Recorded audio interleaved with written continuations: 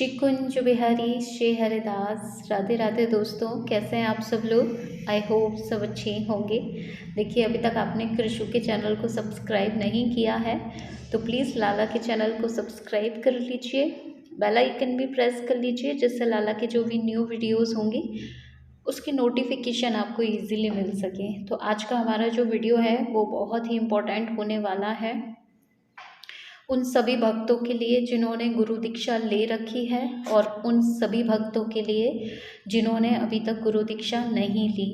आज मैं आपको दो प्यारी सी स्टोरी सुनाऊंगी जिनसे आप समझ पाएंगे कि गुरु का हमारी लाइफ में होना कितना महत्वपूर्ण है और कितना इम्पोर्टेंट रोल प्ले करते हैं गुरुदेव हमारे जीवन में। तो हम गुरु कौन है और गुरु का महत्व जानेंगे, दो स्टोरी जानेंगे जिनसे गुरु का क्या काम होता है हमारी लाइफ में।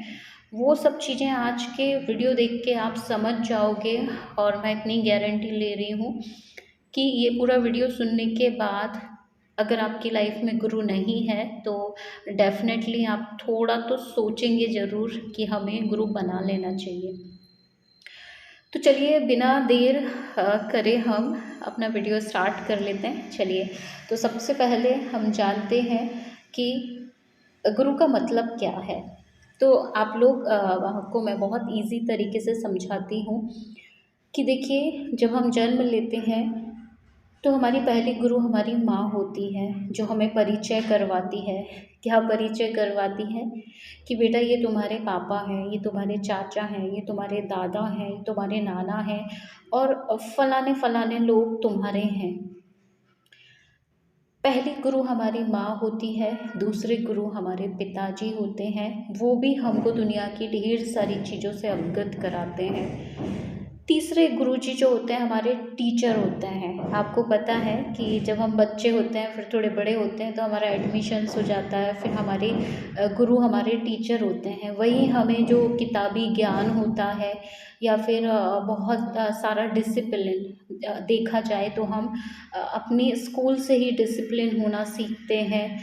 कैसे हमें उठना चाहिए, कैसे बैठना चाहिए, किससे कैसे बिहेव करना चाहिए, दुनिया में क्या हो रहा है, क्या क्या नॉलेज है, ये सब नॉलेज हमें जो है हमारे टीचर देते हैं। ठीक है, तो पेरेंट्स ने हमें बताया कि हमारे रिलेटिव्स कौन कौन हैं और टीचर ने हमें बताया कि आपको क्या करना है, आपको साइंस में जाना है, आपको आर्ट्स में जाना है, आपको डॉक्टर। आपकी क्वालिटी को पहचानते हैं एक टीचर और आपके इंटरेस्ट के हिसाब से समझ पाते हैं कि आप इस फील्ड में आगे जाएंगे। तो टीचर हमारे लाइफ में बहुत इम्पोर्टेंट रोल प्ले करते हैं। हमारी माँ और हमारे पिताजी भी हमारी लाइफ में बहुत इम्पोर्टेंट रोल प्ले करते हैं मटेरियल लाइफ में। ठीक है, तो ये हो गए हमारे मटेरियल लाइफ के गुरु। तो इन्होंने हमें इतना सिखाया। लेकिन अदर हैंड अगर कोई इंसान भगवान से मिलना चाहता है तो भगवान से मिलने के लिए हो सकता है कि माताजी, पिताजी और टीचर ये हमारे लिए उतने काम ना आ पाए जितना एक स्पिरिचुअल गुरु जो हमारे होते हैं, अध्यात्म के जो हमारे गुरु होते हैं, वो हमें जो ज्ञान देते हैं। आज हम उसी ज्ञान की बात करेंगे और क्यों हम बिना गुरु के जो है क्यों हम प्रभु से नहीं मिल सकते, कितना इम्पोर्टेंट है गुरु का हमारी लाइफ में होना। वो मैं दो छोटी छोटी स्टोरी से आपको जल्दी से बताऊंगी। तो अगर कोई इंसान है जो स्पिरिचुअल लाइफ में जाना चाहता है, उसका मन करता है कि मटेरियल लाइफ तो अपनी जगह है, वो तो चलता ही रहेगा, लेकिन मुझे स्पिरिचुअल लाइफ में भी जानना है, मुझे जानना है कि मैं हूँ कौन, मेरा पर्पस क्या है, मैं क्यों आया हूँ, क्या मैं सिर्फ कमाने खाने के लिए यहाँ पर आया हूँ या मेरे कोई और भी इंटेंशंस हैं लाइफ में, क्या मैं अपनी सोल को जानने आया हूँ, मेरी सोल क्या हूँ मैं। बहुत सारे कारण बनते हैं जब हमें गुरु के शरण में जाना पड़ता है। स्पिरिचुअल लाइफ में आप प्रभु को पाना चाहते हैं तो बिना गुरु के आप एक कदम भी नहीं चल सकते। ये आप खुद फील करते होंगे और समझते होंगे इन चीज़ों को। तो देखिए, कितना ज़रूरी है गुरु मंत्र लेना और कितने ज़रूरी है गुरु। एक स्टोरी सुनाऊंगी तो आपको समझ में आएगा कि गुरु हमारा कैसे परिचय करवाते हैं हमारे प्रभु से। तो एक छोटी सी स्टोरी है, मैं जल्दी से सुना देती हूँ। देखिए, एक महात्मा थे और एक व्यक्ति था। तो एक जो व्यक्ति था वो महात्मा से बोलता है कि क्या तुमने भगवान को देखा है कभी? कभी भगवान से बात की है? कभी अ, तुम भगवान से मिले हो? तो वो महात्मा भी ऐसे ही मजाकिया महात्मा ने कहा, हाँ जी, हम तो हमारे भगवान से रोज़ ही मिलते हैं, रोज़ ही बातचीत होती है हमारी, इसमें कौन सी बड़ी बात है। तो वो व्यक्ति कहता है कि अच्छा, तो हमें भी मिलवाओ भगवान से, हम भी मिल लें भगवान से, हमारे भी अहोभाग्य हम प्रभु से मिल लें।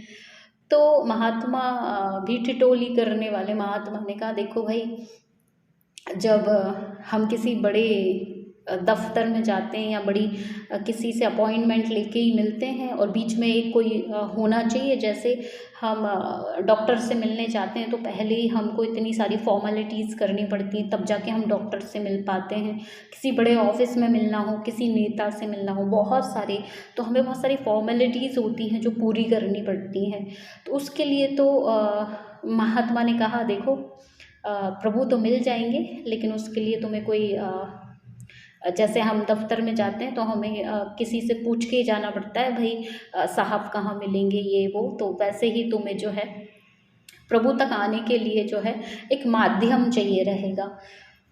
फिर भी वो व्यक्ति कहता है कि चलो ठीक है, माध्यम तो हम ढूंढते हैं जैसे भी है, पहले आप बताओ कि कब मिल पाओगे भगवान से। तो महात्मा कहते हैं, काम करना, कल आ जाना, मैं आज रात में प्रभु से पूछ लूँगा कि वो मिलेंगे या ना मिलेंगे, और मैं ही तुम्हारा माध्यम बन जाता हूँ, मैं तुमको कल प्रभु से मिलवा दूंगा। तो वो व्यक्ति को एड्रेस दे देते हैं, महात्मा कहते हैं यहाँ पे आ जाना, और वहाँ हम मिल पाएंगे तुमको भगवान से। व्यक्ति आता है तो महात्मा ही रहते हैं, भगवान तो वहाँ रहते नहीं। तो व्यक्ति टाइम से पहले ही आ जाता है, क्योंकि उसको इतना एक्साइटमेंट रहता है ना कि भगवान मिलेंगे, आज तो हम देखेंगे भगवान को। तो व्यक्ति टाइम से पहले ही पहुंच जाता है। महात्मा कहते हैं, तुम तो टाइम से पहले ही आ गए हो। महात्मा व्यक्ति कहता है, चलो अब आपका प्रॉमिस जो किया था वो पूरा करो, मिलवाओ भगवान से। तो महात्मा कहते हैं कि देखो, मिल तो लेंगे प्रभु, मिलने में कोई प्रॉब्लम नहीं है, लेकिन वो पूछ रहे हैं कि तुम्हारा एड्रेस क्या है। तो व्यक्ति अपना एड्रेस बता देता है और पूछते हैं कि तुम्हारा नाम क्या है। तो वो व्यक्ति कहता है, देखो, मेरा नाम है श्याम सुंदर और मेरा एड्रेस ये है। तो महात्मा पूछते हैं कि अच्छा ये बताओ, आज से 200 साल पहले भी तुम्हारा यही नाम था क्या? तो वो कहता है कि मुझे तो नहीं पता, अभी इसी जन्म में मेरा ये नाम है, पिछले में क्या था मुझे नहीं पता। तो पहले भी तुम्हारा एड्रेस यही था? तो व्यक्ति कंफ्यूज हो जाता है, कहता है कि पता नहीं, अब इस बार तो यही है, पहले क्या था मुझे क्या पता, पिछले जन्म में मैं क्या था मुझे क्या पता। तो महात्मा कहते हैं, नहीं, प्रभु कह रहे हैं उनका परमानेंट एड्रेस लाओ तो मिलेंगे। व्यक्ति कहता है, मैं क्या परमानेंट एड्रेस लाऊं? बहुत सारी कॉन्वर्सेशन होती है उनके बीच में, आँखों का, कानों का, नाक का, सबका। वो कहता है कि देखो, ये मेरा परमानेंट एड्रेस है, ये है, वो है। तो सब महात्मा जो है ऐसी क्रॉस क्वेश्चन करते हैं उस व्यक्ति से, और वो कह देता, हार मान लेता और कहता है कि देखो, मुझे कुछ नहीं पता, मेरा एड्रेस भी ये परमानेंट नहीं है, मेरा नाम भी ये परमानेंट नहीं है, लेकिन हाँ, जहाँ तक मुझे पता है, एक चीज़ है जो परमानेंट है मेरे अंदर, मैं उसका एड्रेस दे सकता हूँ। तो महात्मा कहते हैं कि क्या है? तो कहता है, सोल है, मेरी आत्मा है, आत्मा, जिसका मुझे पता नहीं है, लेकिन उसके बिना मैं कुछ हूँ भी नहीं। कि और इतना भी मुझे पता है कि ये कभी मरती नहीं है, ये पहले भी थी, अभी भी है, आगे भी रहेगी, तो ये मेरा परमानेंट एड्रेस हो सकता है। तो महात्मा मुस्कुराते हैं और समझाते हैं कि अच्छा भाई, अब तुमको समझ में आया ना कि फिर महात्मा एक बात पूछते हैं उस व्यक्ति से, अच्छा एक बात बताओ कि आत्मा के बिना तुम्हारे शरीर का कोई मतलब है क्या? तो व्यक्ति कहता है, नहीं, कोई मतलब नहीं है। लेकिन क्या तुमने आत्मा को देखा है? तो व्यक्ति कहता है, नहीं देखा। फिर तुम कैसे कह रहे हो, जब तुमने देखा ही नहीं तो फिर तुम कैसे कह रहे हो कि कोई मतलब नहीं है मेरे शरीर का आत्मा के बिना? तो महात्मा समझाते हैं कि देखो भाई, ऐसे ही हमारे प्रभु हैं, सोल हैं हमारे प्रभु, कि वो हैं तो पर दिखते नहीं हैं, लेकिन उनके बिना हमारे जीवन का कोई महत्व भी नहीं है। तो उस व्यक्ति को जिन महात्मा ने समझाया वो उनके गुरु हुए, और गुरु ने प्रभु तक पहुंचाया, गुरु ने परिचय कराया। स्पिरिचुअल लाइफ में अगर आपको कोई ज्ञान चाहिए तो वो ज्ञान आपके गुरु करवा सकते हैं। यानी मटेरियल लाइफ में बहुत लोग हमें और चीज़ों से परिचय करवाते हैं, लेकिन स्पिरिचुअल लाइफ में एक गुरु ही है जो हमें प्रभु का परिचय करवाते हैं। तो महात्मा ने व्यक्ति से कहा कि देखो भाई, प्रभु भी ऐसे ही हैं, प्रभु का एड्रेस भी यही है, आज भी है, कल भी थे, हमेशा है। उनके बिना हमारे शरीर का कोई अस्तित्व नहीं है, जैसे आत्मा के बिना नहीं है, लेकिन उनका होना बहुत ज़रूरी है, और वो होते हैं, बस उनको फील करना होता है। उस व्यक्ति को समझ आता है, सोल का अपनी का समझ आता है, और समझ आता है कि गुरु का महत्व समझ में आता है कि गुरु के बिना हमें हमारी स्पिरिचुअल लाइफ का ज्ञान बहुत अधूरा होता है। ये तो पहली स्टोरी है, इसके माध्यम से हमने जाना कि गुरु कितने ज़रूरी हैं और क्या परिचय करवाते हैं। एक दूसरी स्टोरी है कि गुरु के होने से क्या होता है, कितनी कुछ चेंजेस होते हैं हमारी लाइफ में गुरु के होने से, वो बताऊंगी। वो भी स्टोरी मैं बहुत जल्दी सुनाऊंगी और बहुत इंटरेस्टिंग है, तो पूरी सुनिएगा। एक गुरु होते हैं और एक शिष्य होता है। शिष्य बहुत छोटा रहता है। गुरु कहते हैं, सारे शिष्यों को ऑर्डर देते हैं कि जाओ सबके गांव बांट देते हैं या शहर जो भी, कि यहाँ यहाँ इसको इसको भिक्षा मांग के लेके आना है। तो जो छोटा सा शिष्य रहता है वो एक गांव में जाता है, वहाँ पे एक तांत्रिक का राज चलता है। तो वो जाके तांत्रिक के सामने वो शिष्य खड़ा हो जाता है और कहता है भिक्षा दो, हम भिक्षा मांगने आए हैं। तो तांत्रिक कहता है कि तुझे पता नहीं, तुझे यहाँ के लोगों ने बताया नहीं कि यहाँ सिर्फ मेरी चलती है, यहाँ पे भिक्षा तुझे कौन देगा। शिष्य और तांत्रिक के बीच थोड़ी सी बहस नहीं कहेंगे, लेकिन ऐसी बातचीत होती है कि हमारे गुरु का आदेश है, हमारे गुरु ने कहा है कि भिक्षा मांग के लाना है। तांत्रिक मना कर देता है, तांत्रिक बिल्कुल साफ मना कर देता है कि तू बालक, तुझे पता नहीं है कि यहाँ तेरे कोई गुरु की नहीं चलने वाली, यहाँ पे मेरी चलती है बस, और तुझे यहाँ से भिक्षा नहीं मिलेगी। वो दूसरों के घर भी जाता है, क्योंकि तांत्रिक के पास से हट के वो दूसरों के घर भी जाता है भिक्षा मांगने। वहाँ भी तांत्रिक के डर की वजह से कोई भिक्षा नहीं देता, क्योंकि तांत्रिक जो है उस व्यक्ति को श्राप दे देते हैं कि तेरी जो है आज रात तक जो है तेरी मौत हो जाएगी, तुझे भिक्षा में यही देता हूँ मैं कि आज रात तक तेरी मौत निश्चित है। शिष्य मुंह लटकाता है, कहीं पर भी हिम्मत नहीं पड़ती भिक्षा मांगने की। एक दो घर में मांगता है तो कोई तांत्रिक के डर की वजह से देते भी नहीं है, क्योंकि सबको पता चल गया था कि तांत्रिक जो है बहुत पहुंचा हुआ इंसान है और इसको मौत की जो है श्राप दे चुका है वो, तो इसके साथ हमें थोड़ी ना मरना है। तो कोई भी भिक्षा नहीं देते हैं, और शाम को जो है आश्रम लौटता है शिष्य। गुरु पूछते हैं कि क्यों भिक्षा ले आए, तो वो शिष्य कहता है कि मुंह लटका के कहता है, हाँ गुरुदेव, मैं भिक्षा ले आया हूँ और भिक्षा में मुझे आज मौत मिली है। उस फलाने तांत्रिक ने कहा है कि आज रात तक तुम्हारी मौत निश्चित है। तो गुरुदेव मुस्कुराते हैं और कहते हैं, अच्छा ऐसी बात है तो सुनो, तुम्हें पता तो है ना कि आज रात तुम्हारे पास है, आज रात तक तो तुम जिंदा हो ना, तो जाओ प्रभु का भजन करो। कुछ लोग तो, बहुत सारे लोग तो ऐसे होते हैं जिनको पता भी नहीं होता है कि हमारी मौत कब किस घड़ी आ जाए। तुमको तो पता भी चल गया है चलो कि अगले कुछ पहर तुम्हारी मौत आने वाली है, कुछ को तो पता भी नहीं रहता कि किन सेकेंड्स में हम चले जाएं दुनिया छोड़ के। तो शिष्य गुरु तरफ देखता है और हंसता है, कहता है कि यहाँ मुझे अपनी जान की पड़ी है, और गुरुदेव मुस्कुरा के कह रहे हैं कि जाओ प्रभु का भजन करो। और नॉर्मल पर्सन भी जिसको पता हो कि आज ही वो मरने वाला है, उसका किसी भी चीज़ में मन नहीं लगेगा। बाकी जो शिष्य थे वो भिक्षा मांग के लेके आए, तो गुरुदेव कहते हैं कि इसको भी खिलाओ, इसको भोजन कराना बहुत ज़रूरी है। तो उसका भोजन करने में मन लगेगा क्या, हम भी उसकी जगह हों, या कोई भी जिसको पता हो कि जिसकी मौत निश्चित है, उसका मन किसी भी काम में नहीं लगेगा, ना भजन, ना भोजन, ना किसी में भी। तो वो मना कर देता है, कहता है गुरुदेव मुझे भूख नहीं है, मुझे बस मेरी मौत दिख रही है, आज रात को मेरी मौत होने वाली। गुरुदेव फिर डांटते हैं, कहते हैं आज रात तक तो है ना, प्रभु का भजन कर, मन लगा, मरना तो है ही, प्रभु में मन लगा। बार बार उसको अपने परिवार वाले याद आते, फलाना याद आता, ये याद आता, वो याद आता, मन नहीं लगता, भूख नहीं लगती, कुछ नहीं होता, बस लगता मरने वाला हूँ, आज ये मरने वाला हूँ। गुरुदेव कहते हैं कि एक काम करो, मरने तो तुम वैसे ही वाले हो, अब तुम्हारा मरना तय है। एक काम करो, आज रात्रि मेरे कक्ष में चलो, मेरे चरणों को पकड़े रहना, जब तक मैं ना कहूँ हिलना मत, मेरे चरण दबाते रहना, क्योंकि मैं चाहता हूँ कि तुम मरने से पहले गुरु की सेवा करते करते मरो, क्योंकि मरना तुम्हें वैसे भी है, तांत्रिक ने कहा है तुम्हारा मरना निश्चित है, तो तुम गुरु सेवा करो, गुरु के चरण दबाते दबाते तुम मर जाओगे, तो तुम्हें वैसे भी स्वर्ग ही जाना है, या फिर तुम्हारा तो हो गया कार्य पूरा गुरु चरण की सेवा करते करते।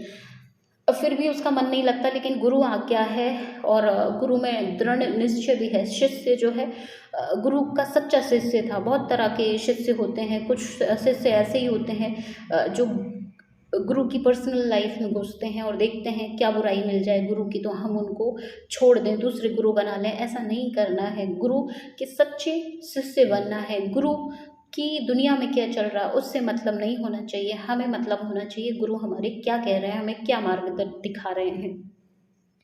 तो जो शिष्य था वो गुरु का सच्चा शिष्य था और बहुत अपने गुरुदेव को मानता था। गुरुदेव के कक्ष में चला गया और गुरुदेव तो जो है चद्दर तानी और सो गए, आराम से गहरी नींद में सोए। चरण दबाता रहा, चरण दबाता रहा। जैसे ही रात्रि के 12 बजे एक राक्षसी बाहर से इशारा कर रही है, आ जाओ मैं तुम्हारी मौत हूँ। तो पहले राक्षसी को देखता, फिर गुरुदेव को देखता, फिर गुरुदेव की बात याद करता कि गुरुदेव ने मना किया था मेरे चरण नहीं छोड़ना है किसी भी कंडीशन में।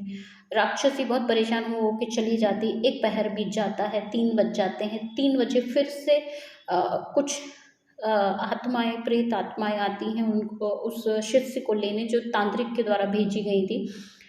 शिष्य उनकी तरफ देखता है, डरता है, फिर अपने गुरु तरफ देखता है और चरण सेवा में लगा रहता है। गुरु की बात का उल्लंघन नहीं कर सकता था। गुरु ने कहा था मेरे चरण को मत छोड़ना जब तक मैं ना कहूँ, मैं जब तक आज्ञा ना दूँ चरण नहीं छोड़ना। बस सेवा करता रहा। फिर तांत्रिक परेशान हो गया। 2 पहर बीत गए, तीसरा पहर आ गया। तीसरे पहर में माँ को भेजा कि तांत्रिक ने माँ का रूप बना के किसी को भेजा कि माँ की वो सुन के जो है उस देखिए एक चक्रव्यूह होता है गुरु के चरणों में, तो उस चक्रव्यूह के अंदर वो शिष्य था जहाँ की वो सेफ था। वो दरवाजे से ही बस बुला रहे थे, अंदर कोई नहीं जा सकता था, किसी की हिम्मत नहीं थी जो उस दरवाजे के अंदर जा सके। तो तांत्रिक ने लॉजिक लगाया कि माँ को भेज देते हैं, इस बहाने ये बाहर निकल जाएगा, उसको लगेगा कि अब मेरा अंतिम पल है, माँ से मिलूँ। माँ का रूप धर के कोई जाता है और बाहर से आवाज़ लगाता है कि बेटा तू मरने वाला है, सुना है, मैं तुझसे मिलने चली आई हूँ, बाहर आ जा। शिष्य अपने गुरु तरफ देखता है, नहीं निकलता बाहर। कहता है मेरी गुरु आज्ञा है माँ, मैं तुमसे बाद में मिल लूँगा, अभी मेरे गुरु उठेंगे, बोलेंगे कि बस अब चरण सेवा बंद कर दो, तब बंद करूँगा। तीसरा पहर बीत जाता है। चौथे पहर यमराज आते हैं। यमराज बुलाते हैं, हाहाकार मचाते हैं और कहते हैं कि तुम्हारी मौत निश्चित है, आ जाओ, बाहर आ जाओ, तुम्हारा टाइम कंप्लीट हो चुका है, चलो हमारे साथ। गुरु की तरफ देखता है और नहीं उठता। भोर हो जाती है, सुबह के 5 बज गए हैं। गुरु की नींद खुली है और गुरु ने देखा कि शिष्य चरणों में ही बैठा चरण सेवा कर रहा है। तो गुरु मुस्कुराते हैं और कहते हैं अरे मैंने तो तुमसे बस इतना ही कहा था कि मेरे गुरु कहते हैं कि तुम रात भर चरण दबाते रहे। शिष्य कहता है गुरुदेव आप भूल गए, शायद आपने ही कहा था कि जब तक मैं ना कहूँ उठना मत यहाँ से, इसलिए मैं उठा नहीं। फिर शिष्य जो है रिमाइंड करता है कि रात्रि भर मेरे साथ क्या क्या हुआ, गेट के बाहर मैंने किन किन लोगों को देखा, और फिर धीरे से समझता है कि मेरे गुरु ने इसीलिए कहा था कि मेरे चरण पकड़े रहना। तो कहने का मतलब ये है कि गुरु आपकी लाइफ में होते हैं तो दुनिया की कोई ताकत आपको जो है सेवा से विमुख नहीं कर सकती। देखिए जो एक नेचुरल डेथ होती है वो एक अलग बात होती है, लेकिन उस शिष्य को जो है बेवजह ही श्राप था तांत्रिक का, तो वो कोई उनकी डिफाइन मौत नहीं थी। तो कहने का मतलब यह है कि गुरु इतना इम्पोर्टेंट रोल प्ले करते हैं। शिष्य की आंखों में आंसू आ गए और गुरु के चरणों में गुरु के चरण भिगो दिए रो रो के, और कहने लगा कि गुरुदेव मैं समझ गया आपकी महिमा, और आपके चरणों की महिमा मैं समझ गया हूँ कि गुरु के चरणों में जो होते हैं उनका कोई बाल बांका नहीं कर सकता। गुरु इतने इम्पोर्टेंट हैं। गुरु हमें स्पिरिचुअल लाइफ में भगवान के, हमारे गुरुजन कहते हैं कि गुरु का काम होता है आपका हाथ पकड़ के प्रभु के दरवाजे तक छोड़ के आ जाना।